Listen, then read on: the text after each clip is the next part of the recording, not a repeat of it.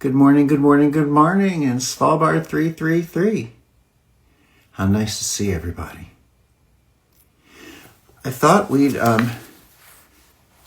talk about a couple of things. Just, the purpose about Reconnective Healing, part of it, the Reconnective Healing experience is about it becoming you and you becoming it. So we are revamping things this year in the experiences, maybe some retreats, the training programs. We're looking definitely at Amsterdam and some things in Germany and possibly South America and of course in the US. So we'll let you know how and when that comes about. But I'm looking for one thing that I was looking for. Oh, here it is. Where did I put it? I worded it in such a way that I wanted to share. And, well, I can't find it, so I'll tell you what it says. Okay? Yeah, I hope we do see each other too.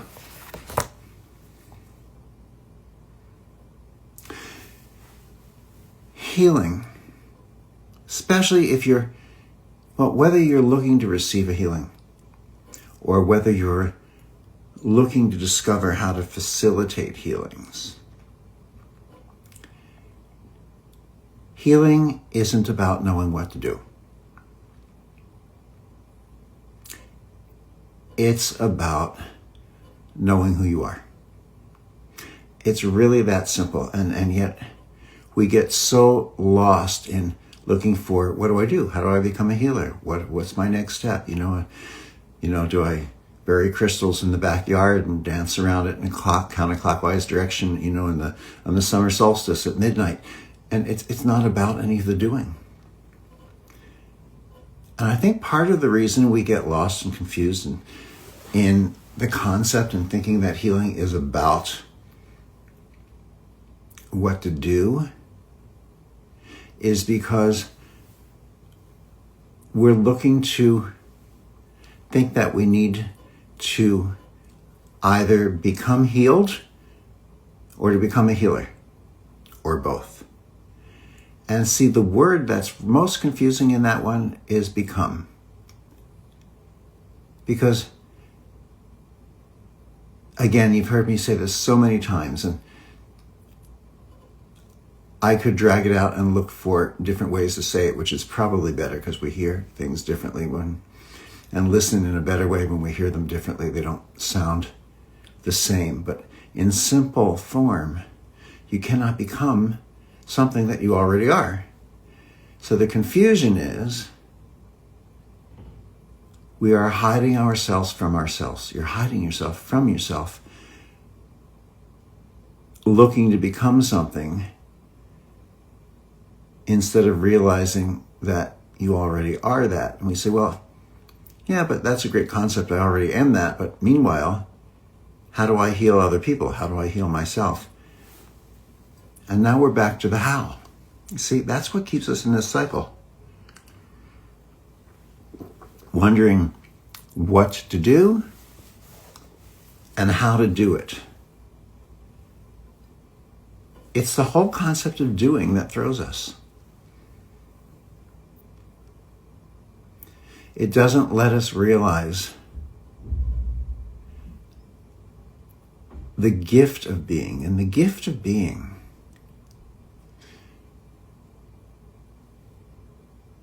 is the willingness to step through the illusion that we are not enough. And therefore we continue to feel that we have to do something because doing something feels as if it is us adding to ourselves. So what's wrong with that? I mean, that's what we've always heard. You want to be more. I want to be more. How do we be more? Do this and you become more. Do this and you become better. You know what that's a denial of? Or a not being in recognition of? That you are infinite. Now think about this for a moment. What if you are infinite? What if you're willing to just entertain the possibility that you may be infinite? Okay, so let's play with this just as a game. You don't have to accept that you're infinite. Let's just move into imagination land for a moment. Make believe. If you were infinite, what could you add to yourself?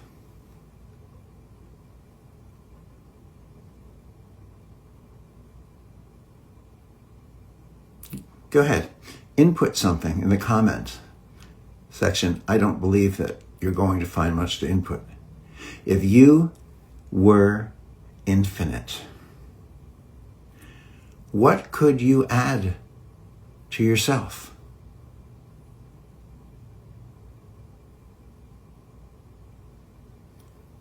Could you become more if you're already infinite? Could you make yourself better? Improve yourself if you are already infinite?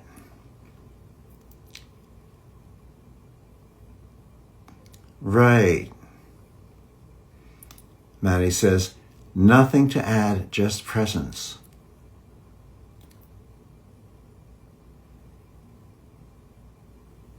There's only one infinite, and it's infinite. I would like you to recognize that you're infinite, but if that's too big of a step, then I would like you to pretend, to act as if, maybe just for this next half hour, or live a little for an hour. How about a whole day? Soul Art Affirmation says, my soul is infinite. That one is pure and very happy. Oh, like my inner child. But you see, already when we go, my soul is, in a sense, we're bringing about separation or otherness. There's me and my soul, right? My soul is infinite, but can you recognize that you are your soul? And therefore, you are infinite. That's the sort of a missing link. We'll use the languaging, and we do. We say, I am one. I am one with everyone and with everything. And then we say, I'm connected. And I said, well, back up a little bit. If you're already one with everyone and everything, how can you be connected with them?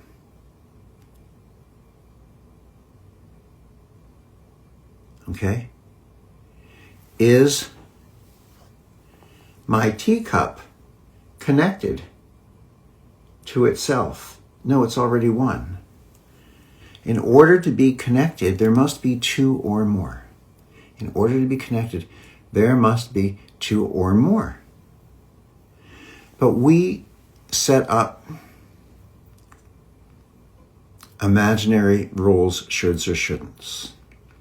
And we do this subconsciously. So, Mr. Pedro Augusto writes, realizing you are infinite is a process. Well, it can be a process. It does not need to be a process. See, a realization, like a revelation, is immediate.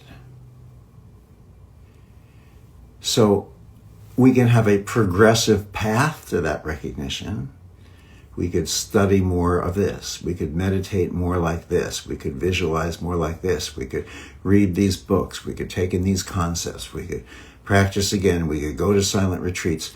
That's a progressive path to eventually get you where? Actually, eventually, it brings you back to you, the infinite. To bring you back to you, don't you really have to start at you? How can you come back to something unless you were already there? In other words, the progressive path is sort of a journey away to discover how to come back to where we are, but we're only taking that journey because we're looking for ourselves because we're not seeing ourselves. Okay, it's sort of like, I'm not intending to use a kind of a Hollywood ending, and it's not a Hollywood ending since it was actually a book, but in the end of The Wizard of Oz, the original version, click your heels 3 times and you're home. But even at the end of that movie, Dorothy realized that she was already home.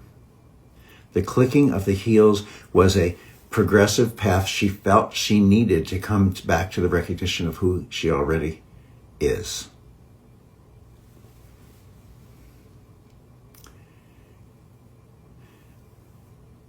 Sometimes we choose to take a journey to realize something, but it's not to become who we are. We already are. Walker asked, is it better to think I am infinite? I don't know. What's better? What's your use of the word better? See, we are infinite, so I feel it's very optimal and wonderful to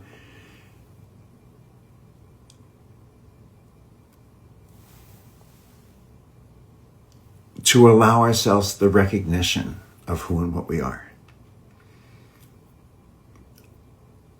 I'll hesitate at using the word better because when we place judgment of a word, good, bad, better, or worse, then we sort of feel pressured to move into what's better. And we're not talking about that. To realize who we are, the last thing we need is pressure or judgment. Svalbard 333 writes, it seems that when I'm playing with the reconnective healing frequencies, the sense and experience of separation disappears.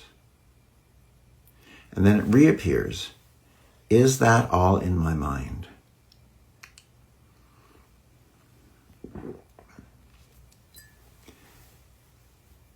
Well, yes and no. It's not, you're not imagining that the sense of it appears and reappears. But the concept of separation is mental, imaginary perception. During the reconnective healing experience, you are in simple awareness. Because that's who you are, simple awareness. When we come out of that experience, we fall back into the experiences of what we think of as the real and material world. So we get lost in fear, stress, time pressures, and we start to feel separate and other. We look at 8 billion people walking around the planet as if they're 8 billion individuals instead of recognizing that they're just fluctuations of one beingness. So is it in your mind? It's sort of in the perception. But when we're in the reconnective healing experience, we are simply in the presence and beingness of who we are. And in that, why do healings occur so frequently, regularly, timelessly, immediately, using, our words of time here, during a reconnective healing experience, because it allows us to leave the illusions of what we think we are in the mind, the obscurations that block us from seeing who we are. Reconnective healing dissolves these. In the moment, in the experience of a reconnective healing session, there's no time, there's no stress, there's no worry, there's no anything except wonder and awe as to what's occurring in this timeless space of nothing and yet everything.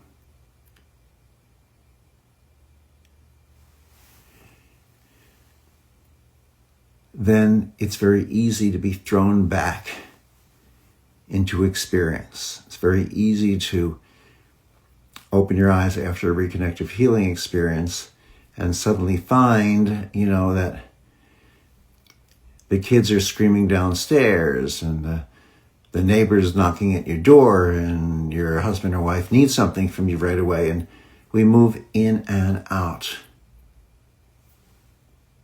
What we're looking for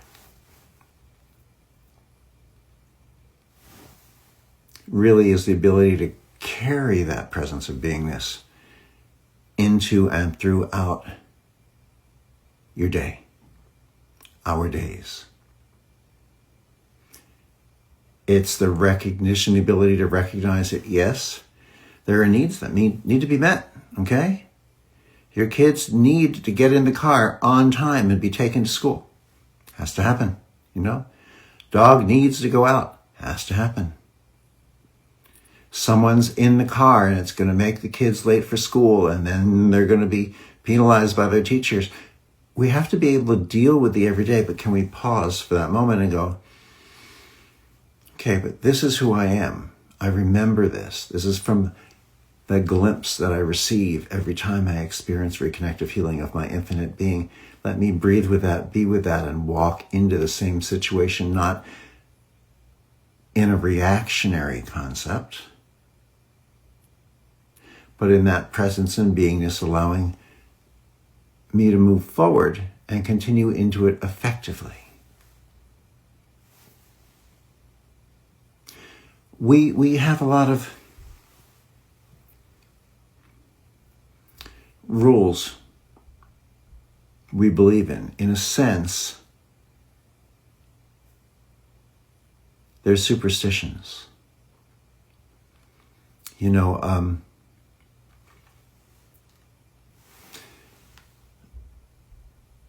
The body, the physical body, the material body may be limited,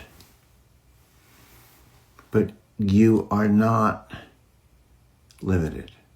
The body may be limited, but it is not limiting.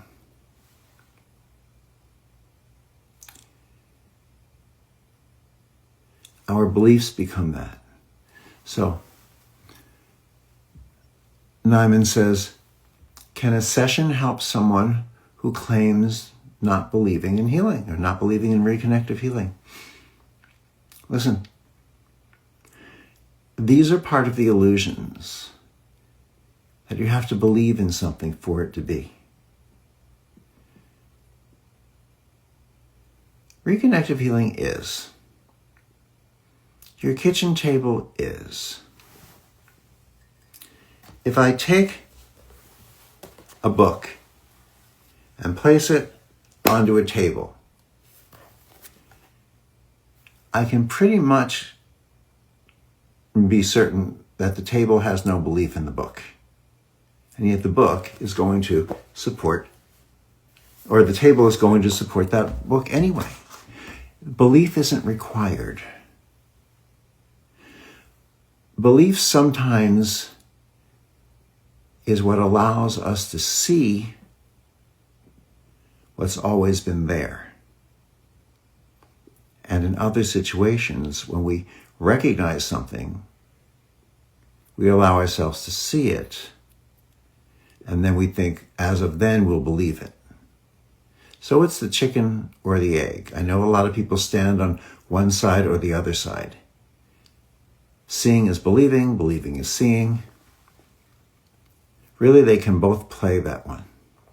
Svalbard says, my experience is that belief in reconnective healing has nothing to do with it working. Well, we actually know that. I know that. I know that from the very beginning. That's sort of how I discovered it. My patients were coming in to see me as a chiropractor, and I thought I was one. You can't double-blind a study better than that, and healing started happening.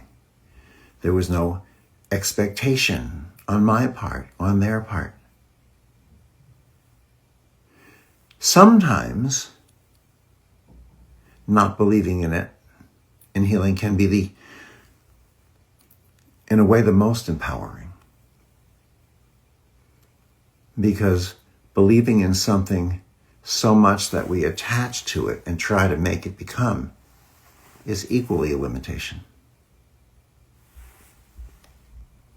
The silent knower says, when I look inside myself, the stones of confusion fall away and the path becomes clear. Beautiful. Absolutely beautiful. It's that looking inside. It's that experiencing yourself.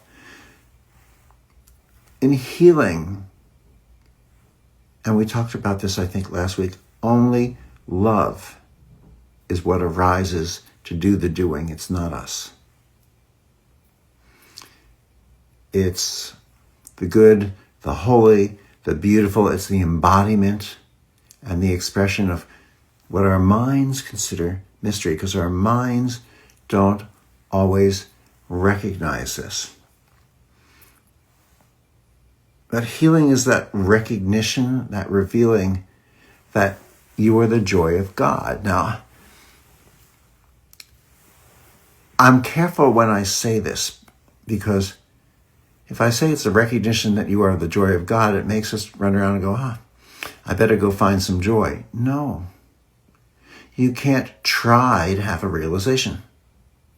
You can't try to have a realization. You can't sit there and, what's the word I'm looking for? It's not mantra, but it's another word. You can't just affirm yourself into being the joy of God. I'm the joy of God. I'm the joy of God. I'm the joy of God. You can try to live it that way, but there's actually an inherent pressure in that and a reinforcement of somewhere inside you don't believe that you are the joy of God. So you're trying to become something, and we're back to effort. Svalbard says, I think my experience deepens the more curious I become about each session. My self-healing sessions included. And it's true. It's true. There's more in the curiosity. And sometimes ultimate curiosity is a letting go of the search. Sometimes the ultimate in curiosity is letting go of the active searching.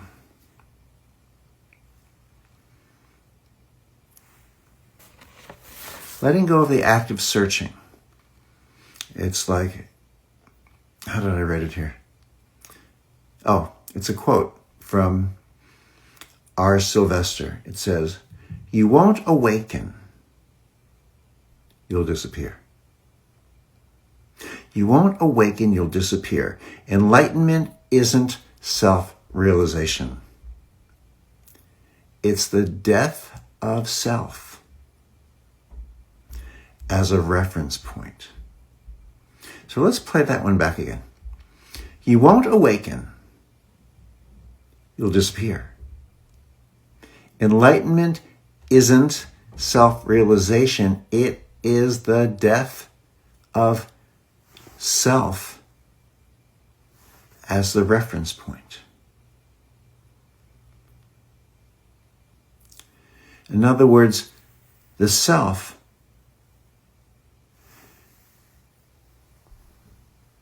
the persona vanishes and reveals us. Reveals ourself with a capital S. So the S, the self with a little s, the small s, disappears. It doesn't awaken. Self-enlightenment, enlightenment is not self-realization. It is the death of the self as a reference point. See, I want to come back to this.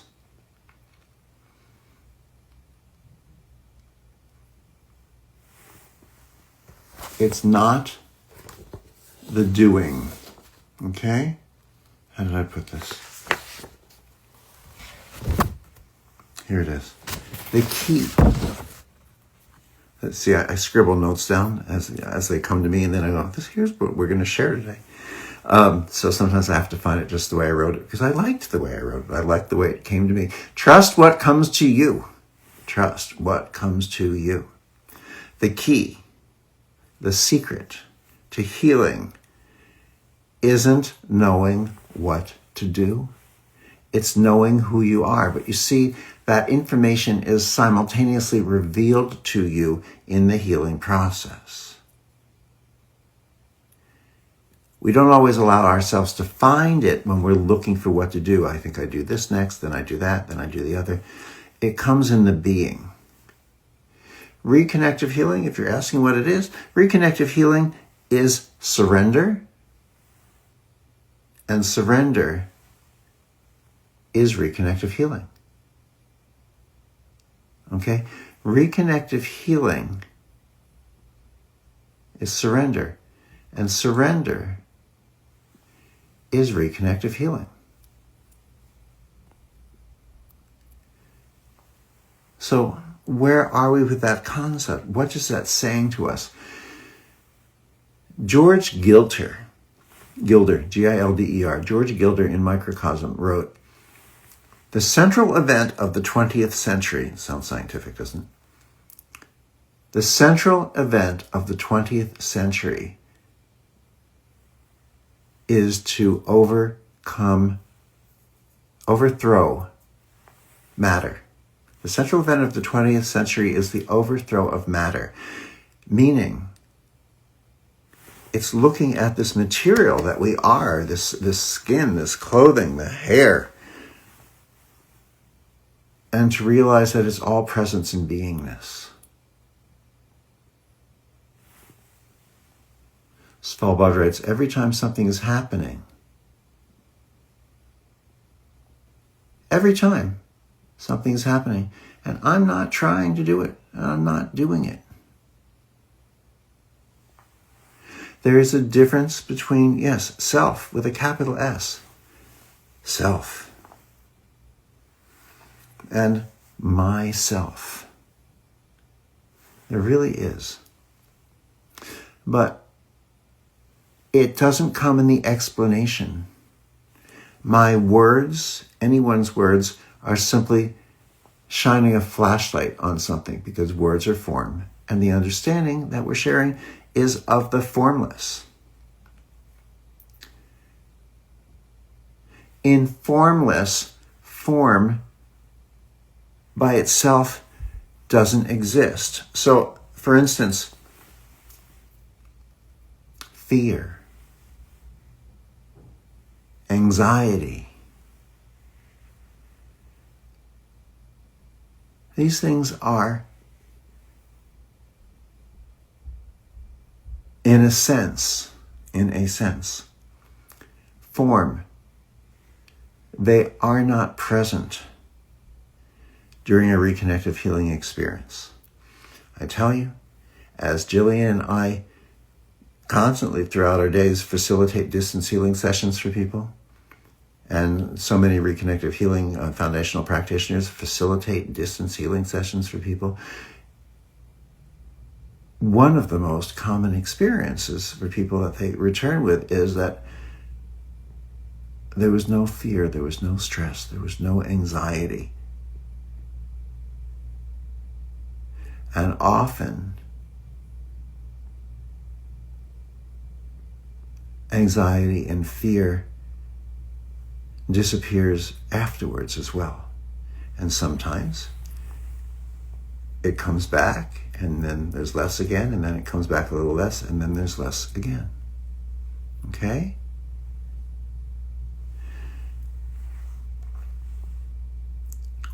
Reconnective healing, the experience, is a peek into your beingness. And in that peek, that glimpse, that glimmer, comes a recognition of who you are. And once you know something of that depth, you can't unknow it. Once you recognize who you are, you can't unknow it. It can be hidden in the moment. You could be racing somewhere in the car for an appointment, and someone cuts you off just at the point where you miss your exit for the freeway, and you've got to take the next exit, and you end up on a different freeway, and you have to come back. Yeah, you can feel stressed, and that stress can just obscure you, hide you.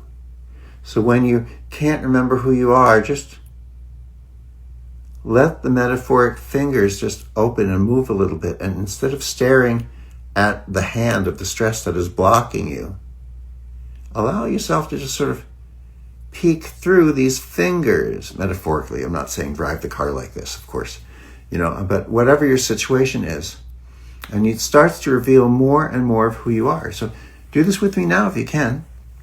If you're sitting right now in front of my iPhone, however you're watching this with,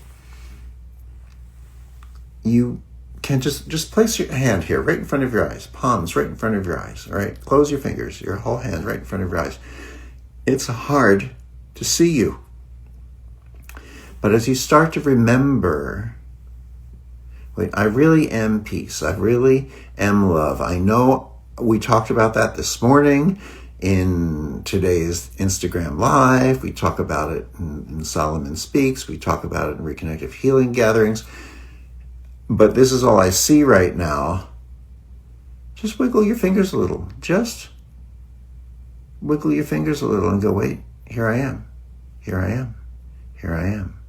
And as you start to reveal yourself, the natural pull of who you are brings you back to the knowingness, to the remembrance of who and what we are. So in this material world, we are here to have experiences where we sometimes find ourselves removed temporarily or hidden from that knowingness. So it's sort of dip it in, take it out, dip it in, take it out, sort of like bringing dirty laundry down to the river or the stream, dip it in, bring it out, dip it in, rub it with a rock a little, take it out, take it out, take it out, and allow it to clean, allow it to clear. Okay? Allow it to clean, allow it to clear, because it's you. Reconnective healing is surrender. Is that the same as presence? I don't feel like it's giving up surrender, but maybe it's giving up the little self to the big self. That's a beautiful way of phrasing it. Beautiful way of phrasing it. Surrendering means, in this sense, letting go of what we're holding on to out of fear. It's not giving up a position. It's not, I believe in this and I want that and I want the other and I'm right and I. That's the little s that's talking anyway. Okay? That's the little I of I am. It's not giving that up. It's the letting go of what's not allowing us to see ourselves. It's the letting go of what is not allowing you to see you. Okay? We are surrendering that which is no longer serving us, that which we no longer want or need. Okay? Whoops. Hold on. Okay. Cancel that one. Here we are. Okay. So, a new person. Wonderful. Oh, George Gilder wrote that healing is the overthrow of matter. Yes. Thank you for sharing that in print here. George Gilder wrote that healing is the overthrow of matter, not in the sense of denying the physical. Thank you, Lexi, for adding this. George Gilder wrote that healing is the overthrow of matter, not in the sense of denying the physical, but recognizing that what we call matter is simply presence in form. Thank you, Lexi. That is really a beautiful share of clarity for us. It's very, very important, okay? We are, you are, okay, watch. You are presence. That's the same thing as if I say, you see, because our words can only approximate. So we say, you are presence. It's the same as if I say, you are awareness. It's the same as if you say, you are consciousness. It's the same as you are beingness. This is who we are. This is who you were long before you put on this as Dr. Sue Morter, I believe, and I know Jillian also says, you put on this meat suit, this body, this meat suit. What happens is the spaciousness. That is your essence. That is the truth of you. Way before we came into physical form, starts to condense into what we here consider matter, so that we can have the experience of, not the reality of, but the experience of what it is like, which is really what it would be like if we were separate and distinct. Taking this very far can lead us to concepts of loneliness, can lead us to concepts of fear. But they're there to allow us to find our guidance back out of it, in knowing that concepts of loneliness, stress, anxiety, fear aren't real. Then we don't allow ourselves to be trapped in that illusion any longer, moving in, moving out. That's why I believe a lot of us share the experiences that we don't like. And as we keep pushing them away, we don't really get to grow with it, because we push away that which is not comfortable. Right? It's our nature. It's not comfortable, we push it away. But I suggest, as do many great teachers, okay? I'm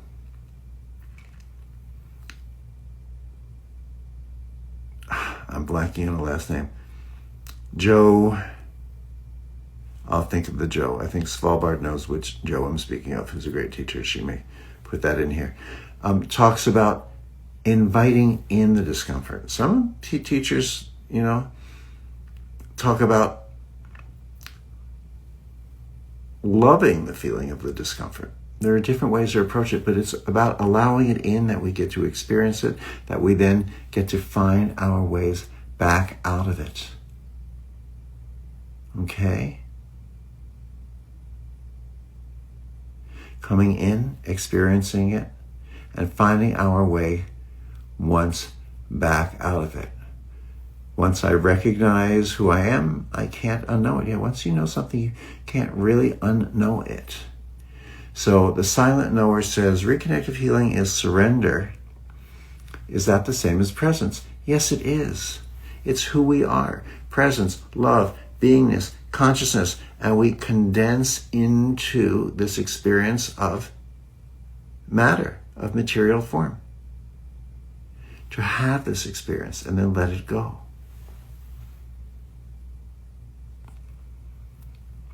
So I love some of your comments, and that's why, yes, Joe Hudson, thank you.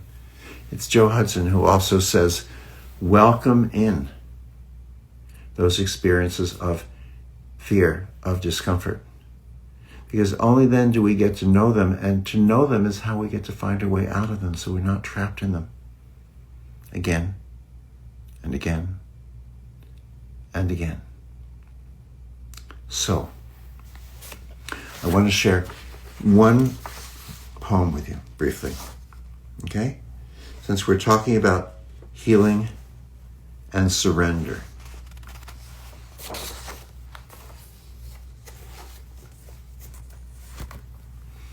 You know, there's a lot of people are very much into the concepts in astrology of Mercury retrograde. And even a lot of people say, I don't believe in all those astrological things, but something seems to happen during Mercury retrograde.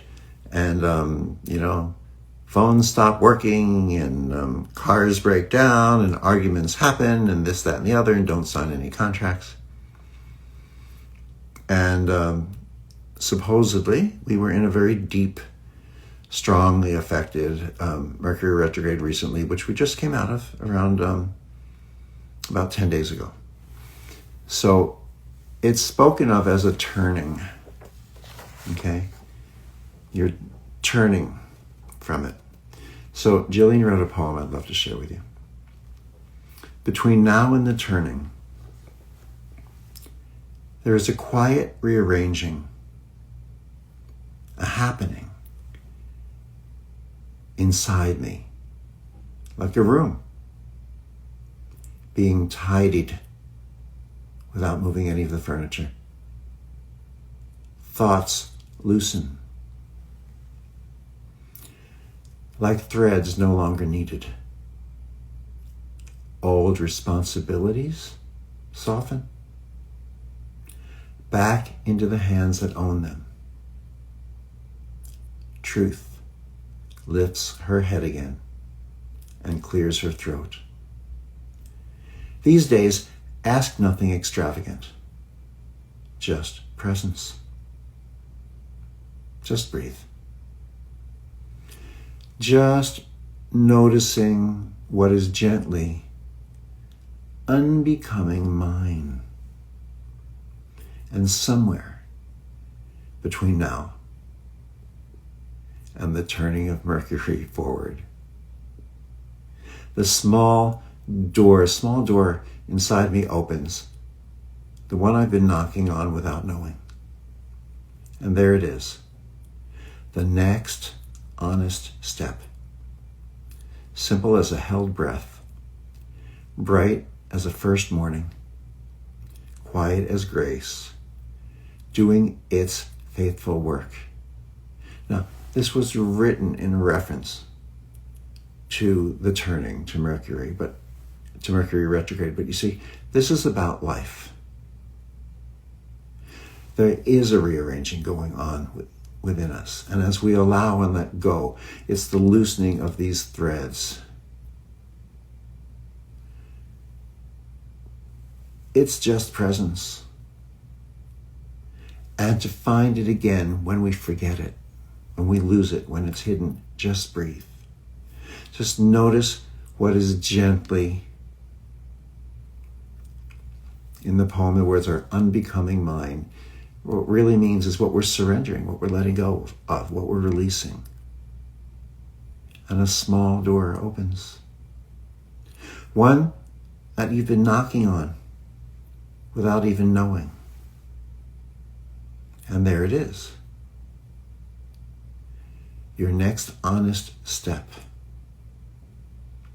Simple as a held breath, bright as a first morning, quiet as grace, doing its faithful work without you needing to try to do or be anything. This is surrender, the true meaning. This is healing. This is why we come back and go, oh my God, what an amazing experience I had during my Reconnective Healing session. But it was really an amazing revealing of you to you. Bring it into your life every day. And let's look for and discover and share more ways where we can bring this into our lives. Rhonda Fennick, can we have a copy of that, please? You know what, Lexi? I'm going to ask you, I'm asking Lexi, who's on with us right now, is there a way to share a copy of this here? Otherwise, Rhonda, you know what? How about if you email us at The Reconnection? You can email info@thereconnection.com. Info at thereconnection.com, and ask, and we'll get you a copy of this. And for everyone here, remember, you're invited to join us in about 25 minutes for Solomon Speaks, our Solomon group, where we'll be going through some pages. We're early in to this sharing of Solomon right now. We'll be sharing, talking, exploring, asking questions, and guess what? For the first time now, because we've gone through this, we've gone through this a few times over the past few years, but during this shift, I don't know if you can read this, Frederick Ponslov has been joining us. Frederick Ponslov is the voice, the channel through which the Solomon information came through. So come join us. It's free.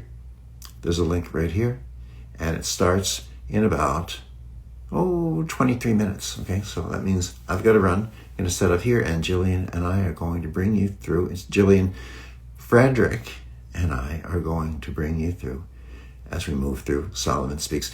We're starting with it. You do not need to have the book. If you do, great. If you don't, fine. It's free. Join us. We're here. They're there. And let's all be free. Okay? Bye for now. Lots of love.